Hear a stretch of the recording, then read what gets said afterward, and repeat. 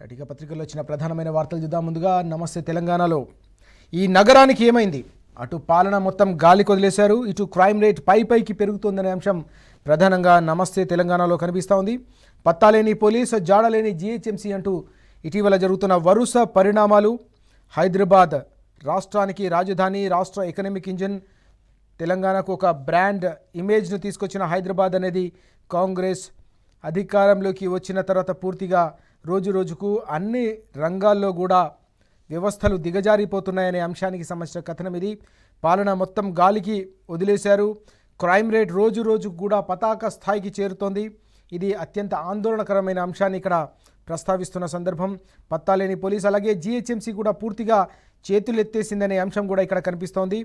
ఇందులో అన్నిటికంటే ముఖ్యంగా మనం చూస్తూ ఉన్నాం నిఘా వ్యవస్థలో లోపం, అలాగే ప్రజలకు ప్రతినిత్యం కూడా అనేక ప్రాంతాల్లో దోపిడీలు, దొంగతనాలు, హత్యలు, అలాగే కాల్పుల మూతలు ఇలాంటి సంఘటనలు చోటు చేసుకోవడంతో రాష్ట్రంలో అన్నిటికంటే ముఖ్యంగా హైదరాబాద్లో క్షీణిస్తున్న లా అండ్ ఆర్డర్కి ఇవన్నీ కూడా ఒక నిదర్శనంగా నిలుస్తున్నాయనే అంశం మనం చూస్తున్నాం.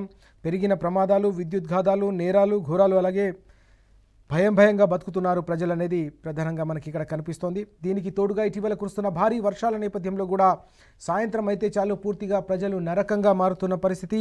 రోడ్డు ఎక్కాలంటేనే భయపడే పరిస్థితి. గంటల తరబడిగా కిలోమీటర్ల మేర ట్రాఫిక్ జామ్ కావడంతో ప్రజల అవస్థలు, వాహనదారుల అవస్థలు వర్ణనాతీతంగా మారిన సందర్భం. దీనికి తోడుగా వర్షాలతో రోడ్లన్నీ కూడా దెబ్బతిన్నప్పటికీ ఇప్పటికీ కనీసం వాటికి రిపేర్లు చేయకపోవడం, మరమ్మతులు చేయకపోవడంతో టూ వీలర్స్ నడిపిస్తున్న వారికి, మరీ ముఖ్యంగా వారి నడుములు విరిగిపోతున్న సందర్భం కూడా కనిపిస్తుంది. వారంతా కూడా ఇబ్బందులు పడుతున్న పరిస్థితి. ఇలా అనేక అంశాలు. ఇక చెత్తా చెదారం అయితే పూర్తిగా హైదరాబాద్ ఒక మురికి కూపంగా మారిపోయిందనే అంశం మనం చూస్తున్నాం. విద్యార్థులు నడుచుకుంటూ స్కూల్కి పోతూ ఉంటే ఏ విధంగా రోడ్డుపైనే చెత్తా చెదారం పేరుకుపోయిందో కనిపిస్తుంది. మహానగరం మురికి కూపంగా, మురుగు కూపంగా మారిందనే అంశం కూడా ఇక్కడ ప్రధానంగా మనకు కనిపిస్తూ ఉంది. గతంలో స్వచ్ఛ ఆటోలను ప్రవేశపెట్టడం, ప్రత్యేకంగా ఇంటింటికి చెత్త డబ్బాలను పంపిణీ చేసి బీఆర్ఎస్ హయాంలో ప్రజల్లో కూడా చైతన్యం నింపిన నేపథ్యంలో ఇక్కడ కూడా కనీసం ఆ చెత్త డబ్బాలు లేకుండా పూర్తిగా ఇంటి నుంచి నేరుగా ఏవైతే ఆటోలు ఉన్నాయో స్వచ్ఛ ఆటోలు, దాని తర్వాత డంపీ యార్డ్కు తీసుకెళ్లే ఒక వ్యవస్థను గతంలో బీఆర్ఎస్ హయాంలో 10 ఏళ్ల పాటు కొనసాగించారు. ఆ తర్వాత కాంగ్రెస్ అధికారంలోకి వచ్చిన తర్వాత వాటిని పూర్తిగా నిర్వీర్యం చేయడంతో రోడ్డుపైనే చెత్త కుప్పలు కనిపిస్తున్నాయనే అంశం మనం చూస్తూ ఉన్నాం. ఇక మరో విషాదకరమైన వార్త కూడా నిన్న చోటు చేసుకున్న అంశం కూడా కనిపిస్తుంది. కరెంట్ షాక్తో ఏకంగా 5గురు మృతి చెందిన అంశం కూడా మనకు కనిపిస్తున్న సందర్భం. వేలాడుతున్న విద్యుత్ తీగలు తగిలి ప్రమాదం చోటు చేసుకుంది. కృష్ణాష్టమి వేడుకల్లో అంశానికి సంబంధించిన వార్త కూడా మనకు కనిపిస్తుంది. అక్కడ విద్యుత్ తీగలు తెగిపడినా దాన్ని గుర్తించకపోవడం వల్లే ఈ పెను ప్రమాదం చోటు చేసుకుని అమాయకులు ప్రాణాలు కోల్పోయిన పరిస్థితి, వారి కుటుంబాల్లో విషాదం నింపిన సందర్భం. ఈ అంశంపై కూడా పెద్ద ఎత్తున విమర్శలు వ్యక్తమవుతున్న సందర్భం. ఇది కూడా వ్యవస్థ నిర్వీర్యం కావడం వల్ల, వ్యవస్థ విఫలం కావడం వల్ల జరిగిన ప్రమాదం. ఇది ప్రమాదం కాదు, వాస్తవానికి అధికారుల నిర్లక్ష్యం కావచ్చు, విద్యుత్ రంగానికి సంబంధించి అలాగే ప్రభుత్వ రంగానికి సంబంధించిన నిర్లక్ష్యం వల్లే ఈ సంఘటన జరిగిందనేది కూడా స్థానికులు ఆగ్రహం వ్యక్తం చేస్తున్న విషయం కూడా కనిపిస్తుంది. విద్యుత్ శాఖ సీఎండీని కూడా జనం ఘేరావు చేసిన అంశం కూడా మనకి ఇక్కడ కనిపిస్తుంది. విద్యుత్ తీగాలు వేలాడుతూ అవి తగిలి ఈ ప్రమాదం చోటు చేసుకున్నట్టుగా స్థానికులు పెద్ద ఎత్తున మండిపడ్డారు. ప్రభుత్వాన్ని తీవ్ర స్థాయిలో వారంతా కూడా తప్పుపట్టిన సందర్భం కూడా మనకు కనిపిస్తుంది. మరోవైపు ఓ 10 ఏళ్ల బాలిక దారుణ హత్యకు కూడా గురైంది. పట్టపగలే ఇంట్లోకి చొరబడి దుండగులు ఘాతుకానికి ఒడిగట్టారు. ఇది కూకట్పల్లి సంగీత్ నగర్లో చోటు చేసుకుంది. ఈ వరుస సంఘటనలు విషాదాన్ని నింపుతున్నాయి. అందుకే మనకు ఈ టైటిల్ కూడా మనకు చాలా అద్దం పడుతుంది, వాస్తవ పరిస్థితికి అద్దం పడుతుందని మనం చెప్పవచ్చు. ఈ నగరానికి ఏమైందంటూ ఈ కథనం మనం చూస్తున్నాం. పూర్తిగా ప్రతి రంగానికి ఓవైపు లా అండ్ ఆర్డర్, మరోవైపు జిహెచ్ఎంసీ, ఇంకోవైపు పారిశుద్ధ్యం, అలాగే వైద్య ఆరోగ్య వ్యవస్థకు సంబంధించి రోజు రోజుకు ప్రబలుతున్న వ్యాధులు కావచ్చు, విద్యుత్ రంగానికి సంబంధించిన నిర్లక్ష్యంతో ఇటు అమాయకుల ప్రాణాలు గాల్లో కలిసిపోవడం కావచ్చు, ఇవన్నీ కూడా హైదరాబాద్ వాసికి కంటి మీద కునుకు లేకుండా చేస్తున్న సందర్భం. లా అండ్ ఆర్డర్ అలాగే ఎక్కడ పటిష్టంగా ఉంటుందో అక్కడ పెట్టుబడులు వస్తాయి. లా అండ్ ఆర్డర్ స్ట్రాంగ్గా ఉంటే ఆ నగరం విరాజిల్లుతుంది, అన్ని రంగాల్లో కూడా ముందుకు దూసుకెళ్తుంది. ఒకప్పుడు సేఫ్ సిటీగా, ఒక డ్రీమ్ డెస్టినేషన్గా హైదరాబాద్ అనేది ప్రతి ఒక్కరికి కూడా హక్కున చేర్చుకునే ఒక మహానగరంగా విరాజిల్లిన తెలంగాణకు సంబంధించిన ఎకనామిక్ ఇంజన్ ఈరోజు రకరకాలుగా అవస్థలు పడుతోంది. హైదరాబాద్ బ్రాండ్ ఇమేజ్ కూడా దెబ్బతింటుందనే ఆందోళన తెలంగాణ వాదులను కూడా వెంటాడుతున్న సందర్భం. దశాబ్ద కాలం పాటు కష్టపడి నిర్మించుకున్న హైదరాబాద్కు సంబంధించిన ప్రతి వ్యవస్థను ఒక్కో ఇటుక పేర్చి ఏ విధంగానైతే వ్యవస్థల నిర్మాణం జరిగిందో అవన్నీ కూడా కుప్పకూలుతున్న నేపథ్యం. ఇది రానున్న రోజుల్లో కూడా లాంగర్ రన్లో కూడా తెలంగాణపై పెద్ద ఎత్తున ఇంపాక్ట్ చూపించే అవకాశం ఉందనే ఆందోళన కూడా వ్యక్తమవుతోంది. హైదరాబాద్ వాసులకు భద్రతను కల్పించలేని ప్రభుత్వంపై పెద్ద ఎత్తున ప్రజలు విమర్శలు చేస్తున్న సందర్భం. దీనికి తోడుగా బీఆర్ఎస్ వర్కింగ్ ప్రెసిడెంట్ కేటీఆర్ గారు కూడా దీనిపై తీవ్ర స్థాయిలో ఆగ్రహం వ్యక్తం చేశారు. ఇది పూర్తిగా చేతగాని ప్రభుత్వానికి ఒక నిదర్శనంగా నిలుస్తుందని మండిపడిన సందర్భం కూడా కనిపించింది. లా అండ్ ఆర్డర్లో వాళ్ళు ఫెయిల్ అయ్యారు, వైద్య ఆరోగ్య రంగంలో ఫెయిల్ అయ్యారు. దీనికి తోడుగా పారిశుద్ధ్యం, దీనికి తోడు సాయంత్రం అయితే చాలు పూర్తిగా ట్రాఫిక్ పూర్తిగా అస్తవ్యస్తంగా మారడంతో కూడా ప్రజలు నరకాన్ని చూస్తున్నారనే అంశాన్ని కూడా ప్రస్తావించిన పరిస్థితి. ఇవన్నీ కూడా ప్రజల్లో పెద్ద ఎత్తున చర్చ జరుగుతున్నాయి. త్వరలో జేహెచ్ఎంసీ ఎన్నికలు కూడా జరగబోతున్న నేపథ్యంలో ఈ అంశాలన్నీ కూడా ప్రజల స్మృతి పదంలో ప్రతినిత్యం కూడా చర్చకు దారితీస్తున్న సందర్భం కనిపిస్తోంది. ఇంత సంతోషంగా, ఇంత సుభిక్షంగా 10 ఏళ్ల పాటు కొనసాగిన హైదరాబాద్కు ఏమైంది, ఎందుకు ఇంత దారుణంగా తయారవుతుందని హైదరాబాద్ వాసులంతా కూడా ప్రతిరోజు కూడా చర్చించుకుంటున్నారు. వారి కళ్ళ ముందు కనిపిస్తున్న సమస్యలతో వారంతా కూడా ప్రతిరోజు పోరాటం చేయాల్సిన పరిస్థితి నెలకొందనే అంశం ప్రధానంగా మనకు ఈరోజు ఈ కథనంలో కనిపిస్తూ ఉంది. మరో కీలకమైన అంశం చూద్దాం. పరిపాలనకు కేంద్రంగా ఉండాల్సిన సచివాలయం నిరసనలకు నిలయంగా మారిందనే కీలకమైన అంశం కూడా ఇక్కడ కనిపిస్తోంది. కాంట్రాక్టర్ల దండయాత్ర శీర్షికన ఈ వార్తను మనం చూస్తున్నాం. సచివాలయంలో మరోసారి మెరుపు ధర్నా జరిగింది నిన్న. చిన్న కాంట్రాక్టర్లు, మన ఊరు మనబడికి సంబంధించిన పనులు చేసే చిన్న కాంట్రాక్టర్లు తమ బిల్లుల కోసం అప్పులు చేసి మరీ చేసిన పనులకు నెలల తరబడిగా బిల్లులు చెల్లించకపోవడంతో వారు పడుతున్న అవస్థలను చెప్పుకోవడానికి పెండింగ్ బిల్లుల చెల్లింపు కోసం ఏకంగా నిన్న సచివాలయానికి తరలివచ్చారు. వారంతా కూడా ఏకంగా డిప్యూటీ సీఎం మల్లు భట్టి విక్రమార్క గారి ఛాంబర్ ఎదుట ఆందోళనకు దిగిన విజువల్స్ నిన్న పెద్ద ఎత్తున సోషల్ మీడియాలో కూడా చక్కర్లు కొట్టిన సందర్భం. దీనికి తోడు ఈరోజు పత్రికల్లో అన్నింటిలో కూడా ప్రముఖంగా కనిపిస్తూ ఉన్నాయి. సచివాలయంలోకి ప్రవేశించి వారంతా కూడా తమ నిరసన తెలియజేశారు. కాంట్రాక్టర్ల దండయాత్ర మరోసారి జరిగింది. గతంలో కూడా చూసాం మనం అనేక సివిల్ కాంట్రాక్టర్లు దాదాపు ఈ ఏడాది మార్చిలో 200 మందికి పైగా సివిల్ కాంట్రాక్టర్లు ఏకంగా కమిషన్లు లేనిదే తమకు బిల్లులు రావడం లేదని చెప్పేసి సచివాలయం వేదికగా కథం తొక్కారు, నిరసన వ్యక్తం చేశారు. అది ఏకంగా దేశవ్యాప్తంగా కూడా తీవ్ర సంచలనం రేకెత్తించింది. కమిషన్ సర్కార్ 20% కమిషన్ సర్కార్గా మారిపోయింది కాంగ్రెస్ సర్కార్ అని చెప్పేసి అప్పుడు BRS party working president KTR గారు కూడా తీవ్ర స్థాయిలో ధ్వజమెత్తిన అంశం తెలంగాణ ప్రజలకు ఇప్పటికి కూడా గుర్తుంది. ఈ క్రమంలోనే మరోసారి సచివాలయం వేదికగా మరోసారి మెరుపు ధర్నా జరగడం అనేది పరిపాలన ఏ విధంగా పక్కదారి పట్టి పూర్తి స్థాయిలో చేజారిపోతుందో, కుప్పగూలుతుందో అంశానికి సంబంధించిన ప్రతీకగా ఈ నిరసన నిలుస్తుందనే అంశం మనకు కనిపిస్తోంది. డిప్యూటీ సీఎం ఛాంబర్ ఎదుట బైఠాయింపు, పోలీసులు అడ్డగించినా కూడా దాదాపు 100 మందికి పైగా అక్కడ నినాదాలతో హోరెత్తించారు. బిల్లులు ఇస్తారా లేక బడులకు తాళం వేయాలని చెప్పేసి వారంతా కూడా అల్టిమేటం జారీ చేసిన పరిస్థితి కనిపించింది. రేవంత్ సర్కార్కు చిరు కాంట్రాక్టర్ల హెచ్చరిక, ఇంకెంతకాలం తిరగాలంటూ అధికారులపై ఫైర్. కమిషన్ సర్కారును నడుపుతున్న కాంగ్రెస్, రేవంత్ అవినీతి పాలనకి ఇది నిదర్శనం అంటూ కేటీఆర్ గారు నిన్న మండిపడిన అంశం కూడా మనకు కనిపిస్తూ ఉంది.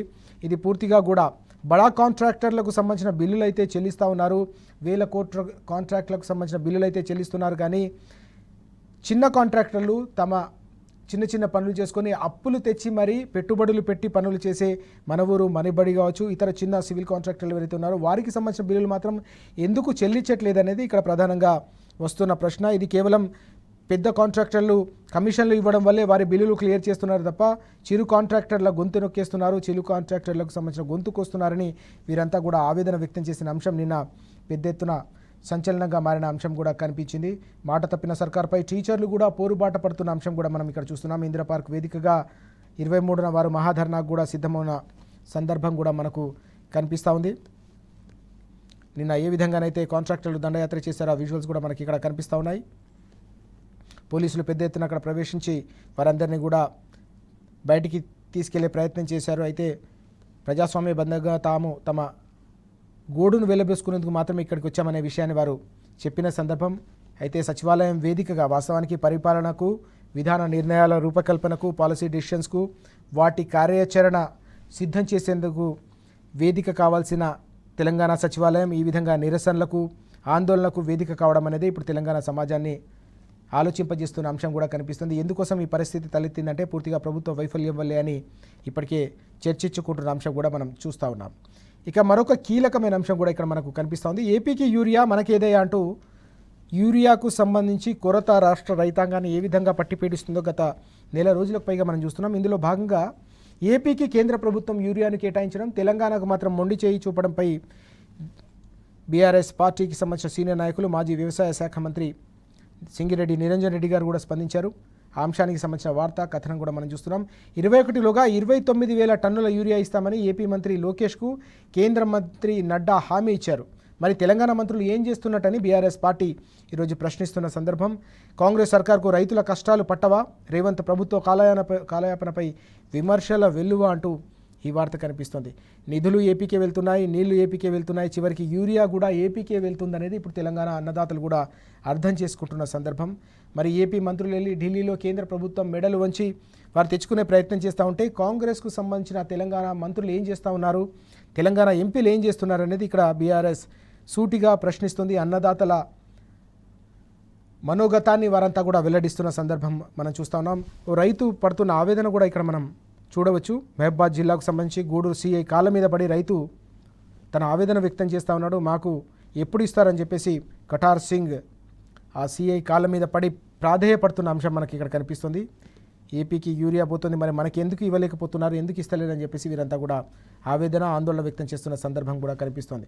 వాస్తవానికి బీఆర్ఎస్ హయాంలో సరిగ్గా 5-6 నెలల ముందుగానే కేసీఆర్ గారు ముఖ్యమంత్రిగా ఉన్నప్పుడు దాదాపు 5-6 నెలల ముందుగానే కేంద్ర ప్రభుత్వానికి ఇతర రాష్ట్రాలు కనీసం మేల్కొనక ముందే తెలంగాణ వైపు నుంచి వ్యవసాయానికి సంబంధించిన సమీక్షలు పూర్తయిపోయి రిపోర్టు తయారైపోయి కేంద్ర ప్రభుత్వానికి తెలంగాణ రైతులకు ఎంత యూరియా అవసరం, ఎంత ఏ జిల్లాకు సంబంధించిన ఇండెంట్ ఎంత ఉండాల్సిన అవసరం ఉందనేది ఒక సమగ్రమైన ప్రణాళికను సిద్ధం చేసి కేంద్ర ప్రభుత్వం వద్ద అందరికంటే ముందు పంపించడంతో బఫర్ స్టాక్లను తెప్పించుకొని తెలంగాణ వ్యాప్తంగా కూడా అడుగడుగున రైతులకు అందుబాటులో ఉంచిన సందర్భం.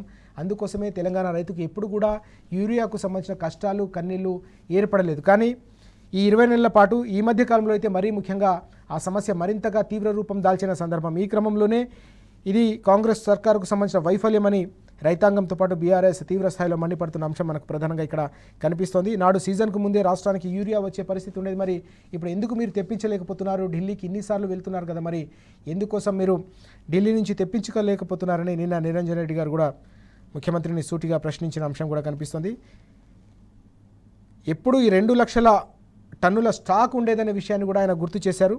దాదాపు 2 లక్షల స్టాక్ కేసీఆర్ గారు ముఖ్యమంత్రిగా ఉన్నప్పుడు తెలంగాణ వ్యాప్తంగా కూడా అందుబాటులో ఉండేది. ఇప్పుడు కేవలం 10% కూడా అందులో లేదు. 25,000 టన్నులు కూడా స్టాక్ లేకపోవడం అనేది కాంగ్రెస్ సర్కార్ వైఫల్యానికి నిలువెత్తు నిదర్శనం అని చెప్పేసి నిరంజన్ రెడ్డి గారు తీవ్ర ఆగ్రహం వ్యక్తం చేశారు. రైతులు మిమ్మల్ని క్షమించరు, కాంగ్రెస్ సర్కార్ను ఎట్టి పరిస్థితుల్లో కూడా క్షమించే ప్రసక్తే లేదు. ఇంత దారుణంగా ఇప్పటికే పెట్టుబడి సాయం విషయంలో కూడా అన్యాయం చేశారు, రుణమాఫీ పేరిట మోసం చేశారు, కరెంటు కష్టాలు, ట్రాన్స్ఫార్మర్లు కాలిపోతూ ఉన్నాయి, సాగునీటికి సంబంధించిన ఇబ్బందులతో రైతాంగం అంతా కూడా ఇబ్బందులు పడతా ఉంది, విత్తనాలు దొరక్క ఇబ్బందులు పడ్డారు, నారు పోసి ఇటీవలి కాలం వరకు అవి ఎండిపోయిన సందర్భం. చివరికి యూరియాను కూడా మీరు ఇవ్వలేకపోతే ఇక రైతులు మిమ్మల్ని ఎట్టి పరిస్థితుల్లో కూడా క్షేత్రస్థాయిలో తిరగనివ్వరని చెప్పేసి నిరంజన్ రెడ్డి గారు నిన్న హెచ్చరిక జారీ చేసిన అంశం కూడా ప్రధానంగా ఈరోజు మనకు పత్రికల్లో కనిపిస్తోంది. మరొక అత్యంత ముఖ్యమైన అంశం మనకు కనిపిస్తుంది ఇక్కడ. ఇదొక చెత్త పాలన అని చెప్పేసి నిన్న బీఆర్ఎస్ వర్కింగ్ ప్రెసిడెంట్ కేటీఆర్ గారు ప్రభుత్వంపై తీవ్ర స్థాయిలో విరుచుకుపడ్డారు. దానికి ప్రధానమైన కారణం తెలంగాణకు గతంలో బీఆర్ఎస్ హయాంలో అత్యంత కష్టపడి కర్ణాటకకు వెళ్లాల్సిన ఒక పరిశ్రమను, కేన్స్ పరిశ్రమను ఏకంగా తెలంగాణకు తీసుకొచ్చిన సందర్భం. దాన్ని ఇప్పుడు ఏకంగా గుజరాత్కు తరలించుకుపోతుంటే తెలంగాణ కాంగ్రెస్ ప్రభుత్వం ఏం చేస్తుందని ఆయన తీవ్ర స్థాయిలో ధ్వజమెత్తారు. 2,800 కోట్ల రూపాయల పెట్టుబడులు పెట్టే కేన్స్ సంస్థను, ఆ పెట్టుబడులను తెలంగాణ సాధిస్తే ఇప్పుడు కాంగ్రెస్ హయాంలో 20 నెలల్లోనే ఏకంగా ఆ సంస్థ పూర్తిగా గుజరాత్కు తరలిపోతోంది. ఇది కేవలం పరిపాలనా వైఫల్యానికి నిదర్శనం అని చెప్పేసి నిన్న కేటీఆర్ గారు ఆగ్రహం వ్యక్తం చేశారు. దాదాపు 2,000 మందికి పైగా యువతకు ప్రత్యక్షంగా, దానికి అదనంగా 10,000-15,000కు పైగా పరోక్షంగా ఉపాధి అవకాశాలు కల్పించే అవకాశం ఉన్న ఈ కీలకమైన సంస్థను మీరు కాపాడుకోలేకపోవడం అనేది మీ ముఖ్యమంత్రి వైఫల్యానికి నిదర్శనం, పరిపాలనా వైఫల్యానికి నిదర్శనం అని చెప్పేసి ఆయన మండిపడ్డారు. ఢిల్లీకి మూటలు పంపడంపై ఉన్న శ్రద్ధ కంపెనీలను కాపాడుకోవడంలో లేదని కూడా ఆయన ఆగ్రహం వ్యక్తం చేసిన అంశం కూడా కనిపిస్తోంది.